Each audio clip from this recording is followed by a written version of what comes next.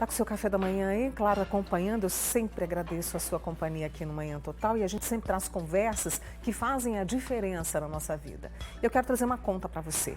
Para mais de um terço das mulheres que estão na menopausa, a qualidade de vida sexual piora significativamente. Há um desconforto, há dor, e isso acaba trazendo o quê? Tristeza, a autoestima vai lá para baixo. E aí, até ali no relacionamento, há um afastamento. Eu vou conversar agora com a doutora Thaís França, que é ginecologista, também sexóloga, trazendo pra gente esse tema, pra gente tomar um cafezinho e falar as claras. E realmente piora bastante, e isso atrapalha tudo. E por que essa piora? Obrigada, viu, Thaís, por ter vindo. Bom dia, Mônica. Bom dia a todos os telespectadores. Então, Mônica, essa fase da menopausa, né? O que é a menopausa? É a última menstruação da mulher. E o período de climatério é esse período de transição entre a vida reprodutiva e não reprodutiva. E muitas mulheres podem ter muitos sintomas: irritabilidade, insônia, ondas de calor, ressecamento vaginal, dor. Então, isso pode diminuir muito a qualidade de vida sexual. E aí, os problemas aparecem, o relacionamento fica desgastado, né? Então, a gente precisa desmistificar. Hoje, nós temos muitos tratamentos, não só hormonais e também não hormonais, que auxiliam quando essas queixas e esses sintomas aparecem. Então, a terapia de reposição hormonal pode auxiliar, as pomadas hormonais, lubrificantes, a própria terapia sexual, quando a gente tem questões comportamentais e do relacionamento que podem influenciar. Então, a gente só morre, o sexo só morre quando a gente morre. Isso é uma coisa muito importante para a gente poder desmistificar. Porque essa fase da vida da mulher, muitas vezes ela já está com a vida ali estabilizada, os filhos já estão cuidando da própria vida também, está no momento ímpar da vida, e isso vem meio que falando, não, agora eu não posso mais, o sexo na minha vida não funciona mais. E você falou desses tratamentos, para cada mulher vai ter um mais indicado, porque há mulheres que não podem fazer reposição, né? Sim, aquelas que têm a contraindicação ou que simplesmente não querem. Não querem. Então a gente tem medidas comportamentais. E isso serve para todas nós, né? Então, alimentação adequada, prática de atividade física, controle do estresse. Hoje os estudos estão batendo muito em cima disso, controle do estresse. Então, psicoterapia, yoga, meditação, acupuntura, o encontro com os amigos. Então, é muito importante a gente entender. É claro que essas medidas comportamentais são importantes em todas as fases da vida, mas existem fases específicas que os estudos mostram que a mudança comportamental faz toda a diferença. Então, conversar com a parceria um pouco mais sobre o relacionamento, poder trabalhar essa imaginação. Hoje a gente tem os filmes eróticos que facilitam muito essa questão.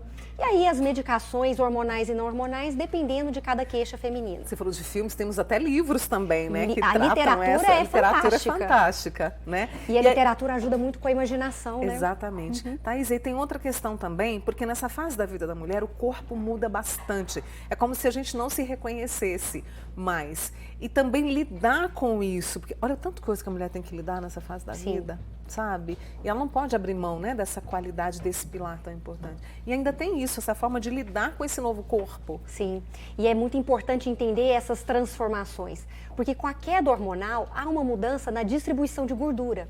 Então a gordura feminina, que é periférica, ela vem para a parte mais central.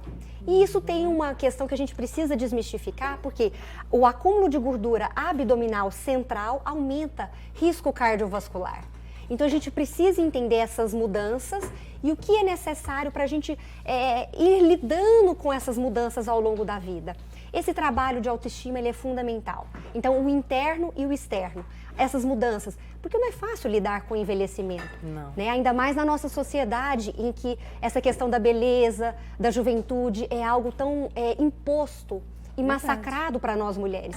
Então é uma série de mudanças, né? Muitas das vezes os filhos saindo de casa, então é toda uma configuração nova também para esse casal, um casal que ficava muito ali pelos filhos, agora muitos casais acabam não se reconhecendo.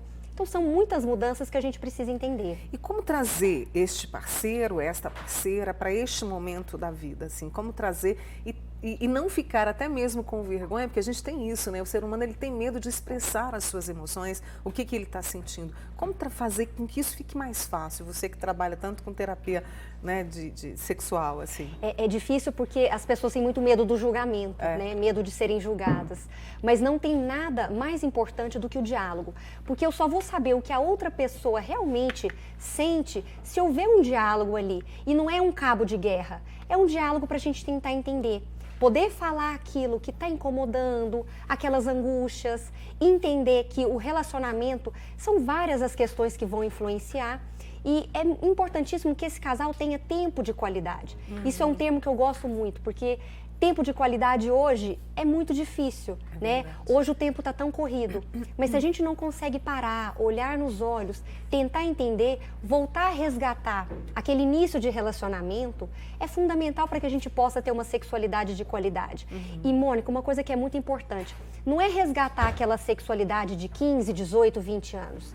É hoje, frente às nossas mudanças, o que a gente pode fazer de diferente e com qualidade.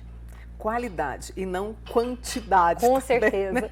Eu tenho aqui algumas amigas, né, que estão passando por isso, olha, eu vou preservar essa minha amiga aqui, eu vou preservar o nome dela, passa pela menopausa, 27 anos de casamento e podemos sim ser ativas sexualmente até melhores do que éramos. A fase é chata, mas é possível ficar bem. Adorei, a Eugênia, vou até falar aqui o nome dela.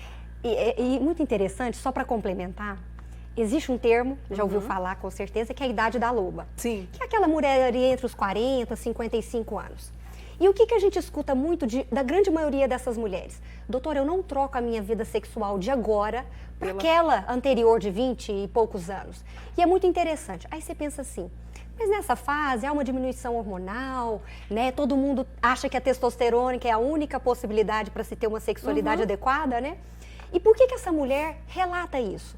Porque com a maturidade a gente acaba entendendo que a gente precisa estar ali no sexo por nós, enquanto seres humanos e enquanto mulheres, e não apenas pelo outro. Porque lá, novinhas, fica assim aquela ideia de desempenho, eu tenho que performar, eu preciso fazer isso. São tantas cobranças que não deixam a mulher estar ali presente, sentindo. E sexo é momento, sexo é sentir. Então a maturidade nos possibilita essa visão de estar ali pelo prazer, e não tem nada melhor para o nosso prazer e orgasmo do que ser livre.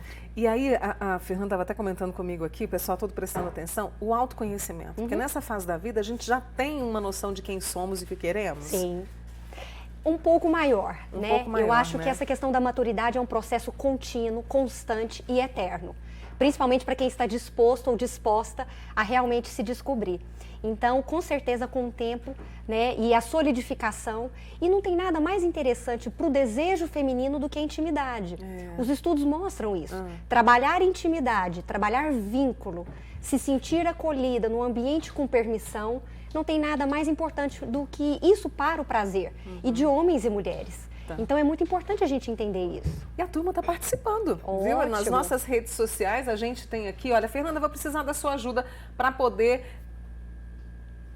Ó, a maioria das mulheres perde o desejo depois dos 30, é uma pergunta que veio pelas nossas plataformas digitais. Me fala o nome, Fernanda. É um homem. Ele afirmou isso, desculpe. Gente, é porque eu não estou enxergando aqui, então a Fernanda está me soprando, tá? O comentário desse nosso amigo. Ele falou que a maioria das mulheres perde o desejo depois dos 30, é uma percepção dele. Sim.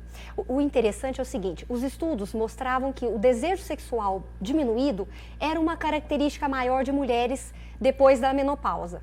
Mas hoje a gente tem percebido cada vez mais cedo mulheres com essa queixa. E vários são os fatores, porque o desejo sexual ele é multifatorial. Então tudo influencia. Então autoestima, relacionamento, doenças, medicações, religiosidade, traumas sexuais. Então tudo isso pode influenciar. E nós mulheres sempre temos uma ligação vinculada à sexualidade como algo mais negativo do que positivo. Então vamos lembrar lá da nossa adolescência e idade adulta. Então sexo sempre, ou na grande maioria das vezes, vinculado a algo negativo. É feio, é sujo, é errado, é pecado, tira a mão daí. Isso não é coisa de mulher direita, vai pegar doença, engravida para você ver. Então são tantas coisas vinculadas ao negativo e essa mulher às vezes ao longo da vida tem muita dificuldade de virar a chavinha. Então, isso é um processo de desconstrução. E as mulheres entendem isso quando a gente aborda isso nas consultas. Então, tendo a queixa sexual, procura o ginecologista, ele vai descartar causas orgânicas, doenças físicas, uso de medicações, anticoncepcional, uma série de questões. E aí a gente vai para a terapia sexual quando as queixas estão vinculadas a comportamento, cultura, crenças, mitos. Então, a gente tem tratamento, tem como melhorar. O que a gente não pode é conviver com o desconforto causando angústia. E tem uma amiga aqui minha que está falando que está muito triste. Então, olha, com esse recado da doutora Thaís, eu espero que você repense, vire a sua chave e procure essa qualidade de vida, né, que é tão importante para a gente. Thaís, nós vamos conversar mais a respeito disso. Posso combinar com você? Claro, é um prazer. Então tá bom, você vem tomar café comigo mais vezes aqui no Manhã Total. Tá ótimo, Obrigada, eu te agradeço. Viu? E agradeço a todos. Essa simpatia, essa conversa leve que a gente teve com a doutora Thaís França, que é ginecologista e sexóloga, e muito obrigada pela sua participação. Obrigada, viu, Thaís? Eu que agradeço.